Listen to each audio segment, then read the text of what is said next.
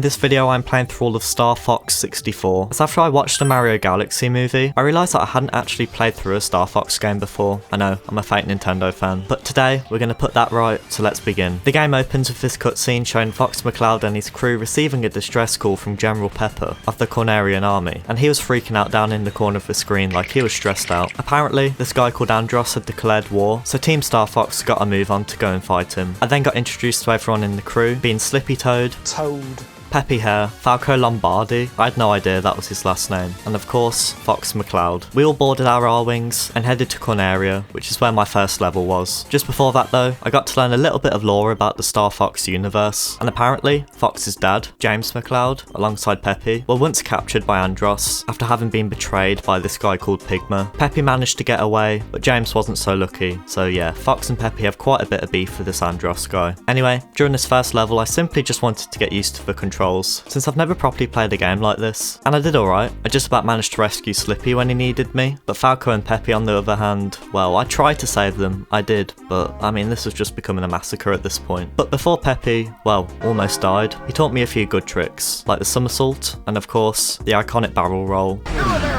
There was a boss at the end of the level, and it was up to just me and Slippy to take him out, and yeah, I just got absolutely demolished. I still just wasn't comfortable with the controls, like I didn't even know how to properly turn yet, let alone defeat a giant boss. On my next try though, Peppy was still alive, and he taught me how to do a U-turn, which was really useful, and after I just kept going back and forth attacking him, I eventually defeated him. The next level had me going into an asteroid field, and I was so scared, like I barely beat the first level. How am I going to get around giant flying boulders? But to be fair, I did alright though. There were a few scary situations, but I pulled myself together and got through it. And the boss at the end wasn't too difficult either. I also really like Fox's Leon S. Kennedy style quip he says at the end of it. Sorry to jet, but I'm in a hurry.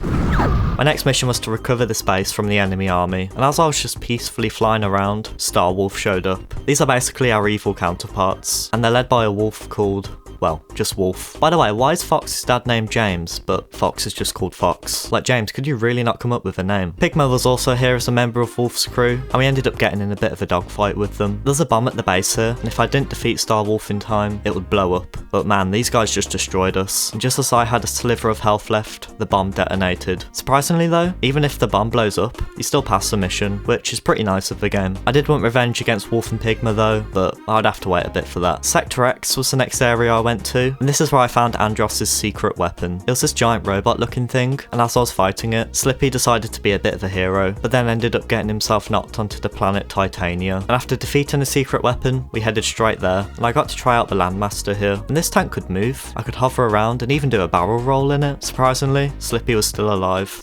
Still alive! It's still early. Well, he'd been grabbed by this giant Resident Evil looking creature, and I'll be honest, I didn't think we were getting him back. I ended up dying a few times.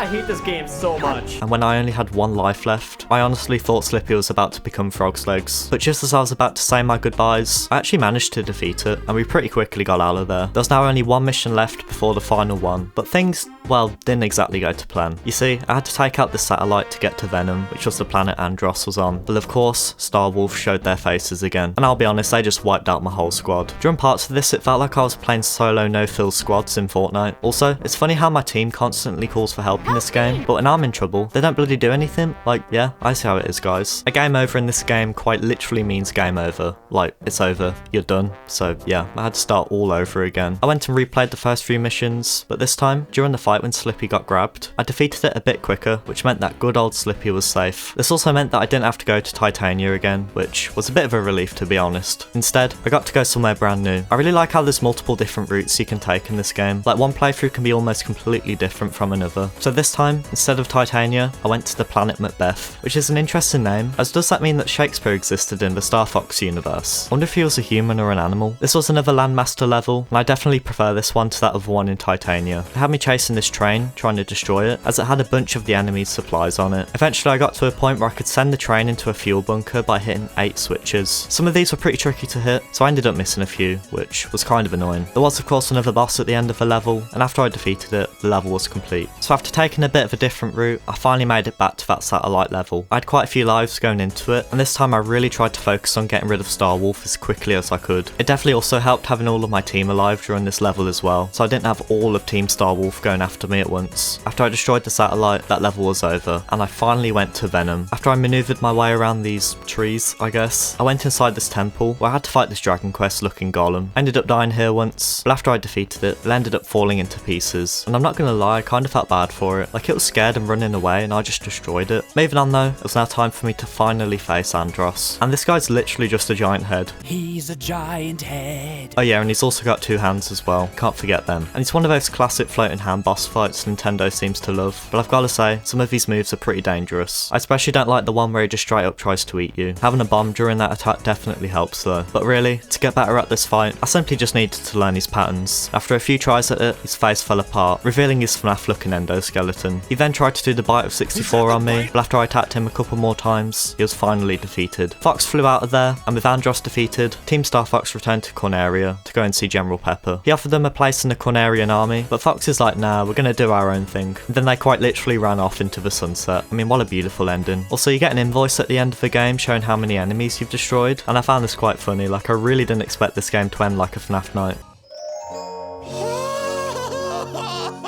Now you might be thinking, that must be it, right? But I'd heard about a true ending for the game, and I kinda wanted to go for it. Also, with how this game works with the different routes, there must have been a few levels I hadn't played yet, so I thought, you know what, I'm pretty good, actually scratch that, okay at this game. I'm gonna go for the secret true ending. I even decided to try and play the hard route of the game, which looking back might have been a mistake, but we'll get to that. I started off this run back in Corneria, and I read online that apparently if I saved Falco and then flew under the arches here, he would take me to a secret area. It ended up working, and I got to fly through this waterfall, which was pretty cool. And I also got to fight a brand new boss, which wasn't too difficult. And I've got to ask, what is Falco's deal in this game? Like, he's Fox's #1 hater. He's always just got something to say. Fox!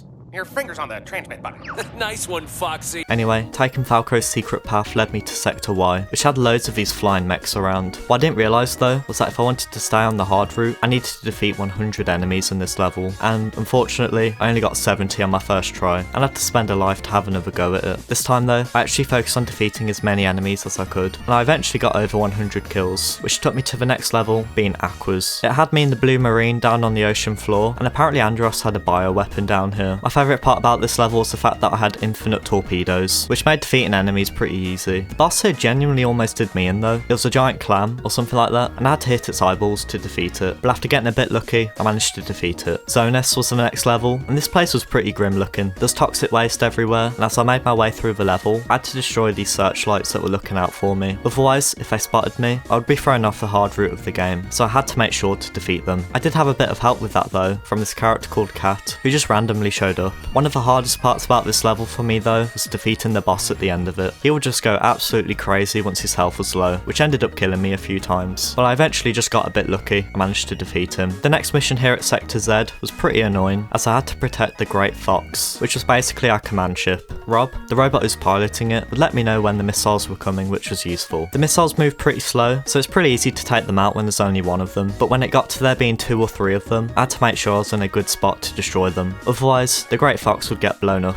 My other teammates helped out a bit, and even Cat showed up to help us again, but during parts of this, I really struggled to destroy the missiles. I'd still pass a level even if one hit, but if I wanted to get the true ending from here, I had to destroy every last one of them. I found using the brake pretty handy here, as I could almost just stand still and hit them. When there were 3 missiles coming, I was a bit worried, but thankfully, Cat and Falco decided to help me out, and we managed to destroy 2 of them, but there was still 1 left, and just as it was about to hit the Great Fox, I destroyed it, and yeah, that level was pretty stressful, but now there was only 1 level left before the final one, and it had me in Area 6. This level was really cool as it had me slowly approaching Venom, breaking through all of the enemy lines, and because the Great Fox hadn't been blasted by a missile earlier, Rob could cover us with it, which was pretty nice. The boss at the end of this level might genuinely be one of the hardest fights in the game though, at least for me. It was this weird looking round thing with these Dr. Octopus arms that could just annihilate me. The most annoying part was definitely when I had to destroy the 3 laser orbs around it to be able to attack it, because if I messed it up and didn't destroy them in time, I'd have to go back and defeat its arms again, just to have another go at attacking it. Also, during some of my attempts at this fight, its health bar just didn't spawn in, so I had no idea if I was actually doing any damage to it. I don't know if I had a little glitch gremlin in my game or something, but that was pretty annoying. I ended up losing all of my lives here and got a game over, which really sucked. I know I could have just used the rewind feature on Switch Online to beat it pretty easily, but I really wanted to do it legit, so I started from the beginning again. This time though, I didn't take the hard route, as I really didn't want to go through some of those levels again, especially the Great Fox Missile one. I did not fancy doing that again, so instead, I took the easy route, and I ended up accidentally finding a brand new level I hadn't played yet. You see, during the first Star Wolf fight, I managed to defeat all of them this time, which allowed me to go to the planet Solar, and I very quickly realised that coming here might have been a mistake, as this place was just covered in lava. I was meant to be taking the easy path, but somehow I ended up in the fiery pits of hell. Flying around here slowly made my health go down because of the scorching heat, and of course, at the end of it, I had to fight this giant fire demon boss, because why not, right? I mean, it was just getting silly, the game was just becoming Demon Souls at this point, but after vanquishing that boss, I finally got to Macbeth. I could get back to Area 6 from here by hitting all 8 of these switches, sending the train into the fuel bunker, and thinking about it, I guess a good thing about having to play through the whole game again was that I did get to try out a few new things like this each time. Anyway, I was now back in Area 6, I actually somehow managed to beat the boss here this time, let me go to Venom. To get the true ending though, I had to fight Star Wolf before Andros, and yeah, I found this fight pretty difficult. It definitely didn't help either that Falco wasn't here, so we were outnumbered. Doing some assaults whenever one of them was right behind me was essential to beating them, as I got them off my tail, well, at least for a little bit. I thought to myself there was no way I was beating all of them without rewinding, but somehow, I actually did it. Also, I've got to give a shout out to Rob the Robot here for sending me a little supply drop during this. He came in clutch, I can't lie. All I had to do now was defeat Andros, which was easier said than done, as I started it with only a sliver of health from getting hit loads of times during that last fight, and eventually, with only 1 life left, I defeated the first phase of his fight, and this time, instead of becoming a FNAF endoskeleton, he revealed his true form, which was basically just a brain and 2 eyes. To fully defeat Andros, I first had to attack his tentacle looking eyeballs, and once they were gone, I could go for his brain, but after I died here, I was on my last life, and I got to the point where all I had to do was attack his brain, but he would just not stop following me, and I really struggled to lose him. When I saw that game over screen again, I was so tempted by the rewind button. It was calling to me like the Green Goblin mask. Coward. Well, I thought if I'm going to get the true ending, I'm going to do it properly, so I had no choice but to start all over again. But this time, I had a little trick up my sleeve. I again picked the easy route, and after doing the whole train thing again, I got back to Area 6, and man, I still hate this boss here. It's definitely my least favourite one. I was used to the Star Wolf fights now though, so defeating them wasn't too much trouble, but during this tunnel sequence that you go through before fighting Andros, I found out that if you go right and then left during it, you can get a hidden extra life. I could do this every time Andros killed me, so I basically now had infinite lives, which was really nice. But looking back now, the Andros brain fight really isn't that hard. After I destroyed his eyeballs again, I just tried turning really fast to get around him, which somehow worked, and after I attacked him enough times, I'd finally defeated him. But just as he was blowing up,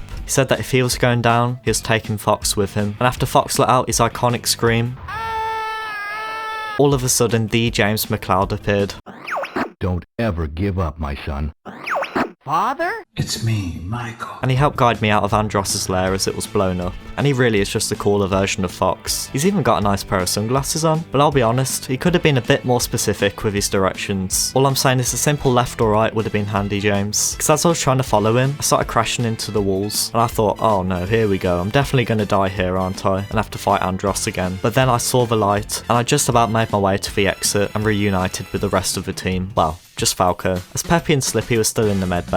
But sadly, Fox's dad was nowhere to be seen, so I guess that must have been a Force Ghost hallucination type of thing. The credits then played with the same cutscenes as before, and that was my Star Fox 64 experience. And I've got to say, I really enjoyed this game. It took me a little bit of time to get used to the controls, but if you want to try out a Star Fox game after seeing him in the Mario Galaxy movie, I would 100% recommend this one. I also feel like I'm ready now for when they eventually release a new Star Fox game, as I think I at least get the basics of the series now, though I think my piloting skills still have a long way to go. But anyway, thank you very much for watching. Definitely make sure to like and subscribe if you enjoyed the video, and I'll see you in the next one.